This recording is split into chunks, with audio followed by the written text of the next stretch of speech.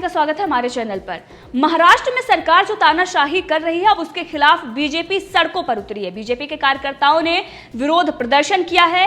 Media के समर्थन में यह विरोध प्रदर्शन बीजेपी की तरफ से किया गया, जिसके बाद बीजेपी के कार्यकर्ताओं को हिरासत में लिया गया है और इन प्रदर्शनकारियों को रोका भी गया। लेकिन अगर हम बात करें महाराष्ट्र की, महाराष्ट्र में तानाशाही जिस तरीके से चल रही है, अव्यवस्था जो है, जिस तरीके का भ्रष्टाचार है, उसके खिलाफ बीजेपी कुछ नहीं बोल रही है। इसको लेकर जनता ही सवाल कर रही थी और जनता ये मांग कर रही थी कि बीजेपी को इस मामले पर सामने आना चाहिए, सरकार से भी जवाब मांगना चाहिए और सरकार का विरोध करना चाहिए। अब जब अगर हम देखें तो महाराष्ट्र में जो लोकतंत्र है, संविधान है, उसका पालन नहीं हो रहा है और लोकतंत्र की हत्या की जा रही है। सरकार की आलोचना करने पर किस तरीके से जेल में डाला जा रहा है और जमानत भी नहीं मिल रही है। कितने सारे लोग हैं जिन्होंने सिर्फ आदित्य ठाकरे या फिर उद्धव ठाकरे को लेकर कोई कमेंट किया होगा या फिर कोई पोस्ट की होगी और उसे जेल में डाल दिया गया। अगर यही केंद्र सरकार करती तो आज संविधान भी खतरे में होता, लोकतंत्र भी खतरे में होता और इसके साथ ही देश का माहौल भी बिगड़ जाता, डर का माहौल होता। और ये कहने वाली सोनिया गांधी ही है और सोनिया गांधी आज इस पूरे मामले में चुप है, क्योंकि सोनिया गांधी के ही इशारे पर यह सब कुछ हो रहा है। जनता ये सवाल पूछ रही है कि उद्धव ठाकरे को तो निर्णय लेने का वो निर्णय ले ही नहीं सकते, वो सक्षम ही नहीं है। जो सरकार महाराष्ट्र में चल रही है वो उद्धव ठाकरे के इशारे पर नहीं बल्कि शरद पवार और सोनिया गांधी के इशारे पर चल रही है। और संजय राउत ने भी ये माना था, उन्होंने कहा कि किसी के पेट में क्या दर्द हो रही है अगर शरद पवार के इशारे पर सरकार चल रही है। अब ये जो सवाल है जनता का कि आखिर कब तक महाराष्ट्र में इस तरीके की तानाशाही चलेगी। मीडिया की आवाज को दबाने के लिए, रिपब्लिक भारत को दबाने के लिए एक षड्यंत्र रचा जा रहा है, झूठी एफआईआर दर्ज की जा रही है, किस तरीके से बारीकी से डिटेल्स मांगी जा रही है। 12 घंटे में 4 साल का लेखा जोखा, टिश्यू पेपर, टॉयलेट पेपर से लेकर किस तरीके से न्यूज रूम की भी जानकारी, एडिटोरियल की सारी जानकारी मांगी जा रही है।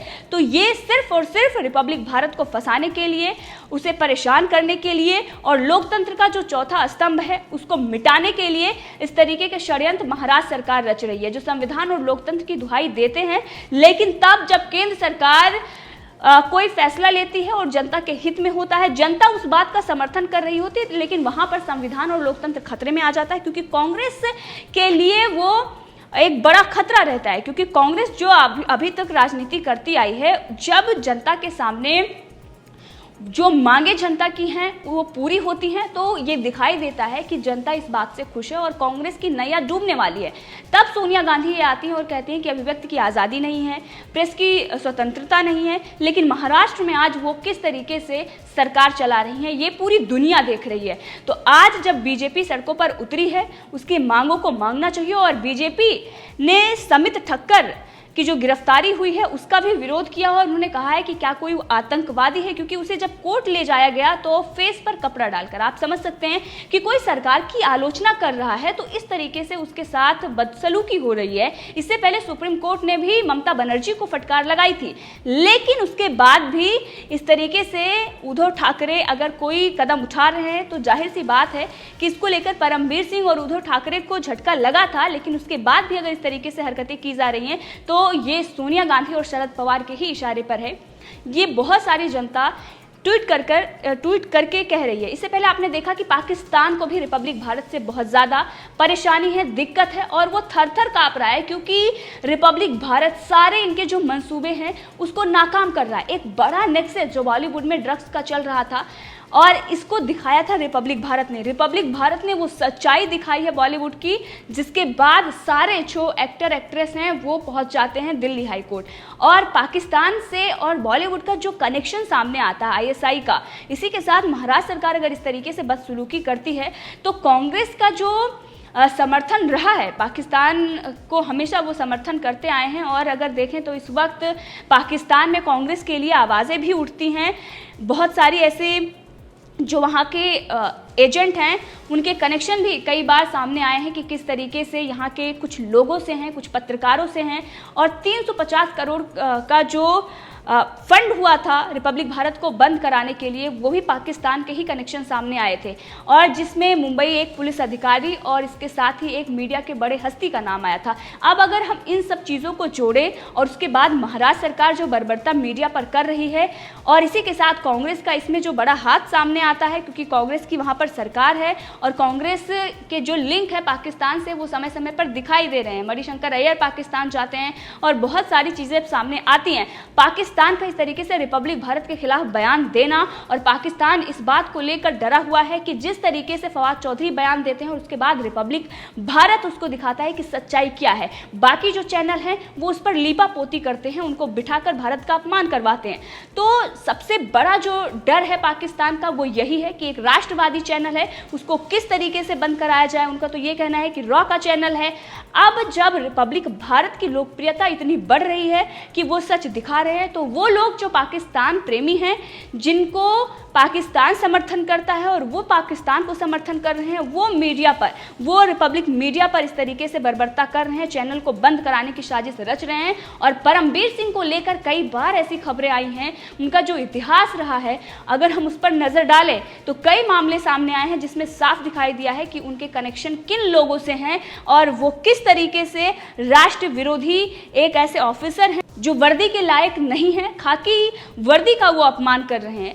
अब जनता उनका इस्तीफा मांग रही है, लेकिन बीजेपी का इस तरीके से जाकर और महाराष्ट्र में प्रदर्शन करना, अब इसको लेकर जनता की प्रतिक्रियाएं भी आ रही है। अब लोगों का ये कहना है कि फाइनली अब बीजेपी सड़कों पर उतरी है, वो विरोध प्रदर्शन कर रही है। हमने कई दिनों से ये सवाल उठाए थे कि आखिर बीजेपी इस पर मौन क्यों है। फडणवीस को लेकर भी सवाल उठाया गया था कि आखिर वो क्यों इस पर मौन है, क्यों नहीं कुछ बोलते। लेकिन अब जब बीजेपी के कार्यकर्ता सड़कों पर उतरे हैं और इसके साथ ही जो मांगे उनकी हैं, जिस तरीके से गिरफ्तारी हुई है उसका विरोध, और मीडिया के समर्थन में रिपब्लिक मीडिया को बार बार जो परेशान किया जा रहा है, 10 मिनट का नोटिस, विशेष अधिकार हनन प्रस्ताव, बारीकी से जो डिटेल्स 12 घंटे के अंदर 150 घंटे से ज़्यादा पूछताछ, अर्णव गोस्वामी को बार बार नोटिस, ये सारी चीज़ें अब महाराष्ट्र में नहीं होनी चाहिए, यही उनकी मांग है। और इसके साथ जनता की भी यही मांग है, राष्ट्रपति शासन लागू किया जाए। जनता चीख चीख कर ये मांग कर रही है कि राष्ट्रपति शासन महाराष्ट्र में क्यों नहीं लगाया जाता, जब सरकार पूरी तरीके से नाकाम है, भ्रष्टाचार चरम सीमा पर है, अव्यवस्था है, वहाँ पर किसी भी चीज़ की कोई भी देखभाल नहीं हो रही है जनता की, किस तरीके से लोगों पर अटैक हो रहे हैं, उन लोगों को टारगेट किया जा रहा है जो सरकार की आलोचना कर रहे हैं, उन लोगों पर ही कार्रवाई की जा रही है जो सरकार के खिलाफ बोल रहे हैं, जो उनकी नाकामी को बता रहे हैं, उनको किस तरीके से गिरफ्तार करके जेल में डाला जा रहा है। बाकी जो दोषी हैं उनके नाम की चार्जशीट तक दायर नहीं होती। पालघर का जो ये मामला इतना बड़ा सामने आया और पुलिस वाले उसमें दिखाई देते हैं किस तरीके से वो भीड़ को जो भीड़ वहाँ पर इकट्ठा होती है, संतों को उनके हवाले कर देते हैं, लेकिन उसके बाद भी कुछ ऐसा नहीं होता उनके खिलाफ कार्रवाई, बल्कि उनको ट्रांसफर किया जाता है, अच्छी खासी पोस्ट दी जाती है। और इसका खुलासा भी रिपब्लिक भारत ने ही किया था कि महाराष्ट्र सरकार ने बाकायदा अच्छी पोस्ट भी उनको दी है। तो ये सारी चीज़ें दिखा रही हैं कि महाराष्ट्र में शरद पवार और सोनिया गांधी के इशारे पर जो सरकार चल रही है, उद्धव ठाकरे की जो नाकामी दिखाई दे रही है, अब इसको लेकर जनता लगातार सवाल पूछ रही है। और अब बीजेपी और बाकी जो कार्यकर्ता हैं, वहाँ की आम जनता है जो सड़कों पर उतरी है, अब वो ये मांग कर रही है कि राष्ट्रपति शासन लागू किया जाना चाहिए और तानाशाही अब नहीं चलने वाली। मीडिया पर जो इस तरीके से प्रहार हो रहा है, लोकतंत्र की जो हत्या की जा रही है, उसके खिलाफ राष्ट्रपति जी को भी एक्शन लेना चाहिए और इस पर प्रधानमंत्री नरेंद्र मोदी को भी टिप्पणी करनी चाहिए, क्योंकि केंद्र सरकार से गुहार जनता लगा रही है। गृह मंत्री अमित शाह से भी कई बार गुहार लगाई जा चुकी है।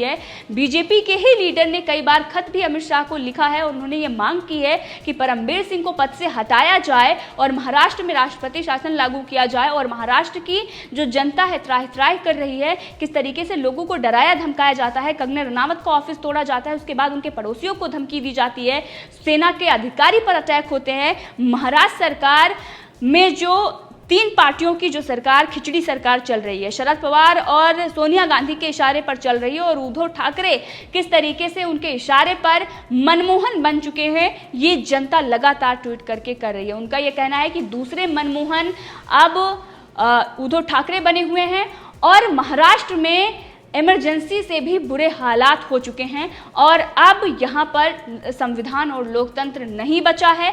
जनता यहाँ की परेशान है। बाकी जो लोग वहाँ पर जो दोषी हैं, जो कुछ गलत करते हैं, वो लोग, उन लोगों को खुलेआम छोड़ा गया है। जो सरकार पर सवाल करते हैं उन लोगों को गिरफ्तार किया जा रहा है। ये ऐसा नहीं होना चाहिए और जल्द से जल्द परमवीर सिंह का इस्तीफा हो, ये जनता मांग कर रही है और रिपब्लिक भारत के समर्थन में बीजेपी सड़कों पर उतरी है। तो इस पूरे मामले में आप भी अपनी राय दे सकते हैं, कमेंट करके जरूर बताएं। अगर आपने अभी तक चैनल को सब्सक्राइब नहीं किया है तो कर लें ताकि हर अपडेट आप तक पहुंचती रहे। धन्यवाद।